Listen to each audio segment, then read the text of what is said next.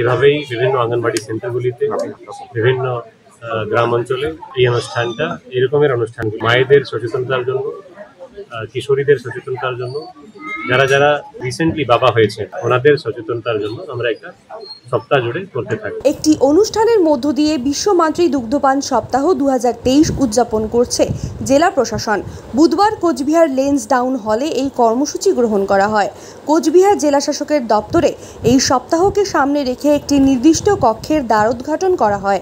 এছাড়াও যারা নতুন মা এবং বাবা হয়েছেন তাদের শিশুদের প্রতি বিশেষ গুরুত্ব দেওয়ার জন্য আলাপচারিতা করা হবে। এদিনের এই অনুষ্ঠানে উপস্থিত ছিলেন কোচবিহারের জেলাশাসক পবন কাদিয়ান, কোচবিহারের অতিরিক্ত জেলাশাসক রবি রঞ্জন, স্বাস্থ্য দপ্তরের বিশিষ্ট আধিকারিক সহ অন্যান্যরা।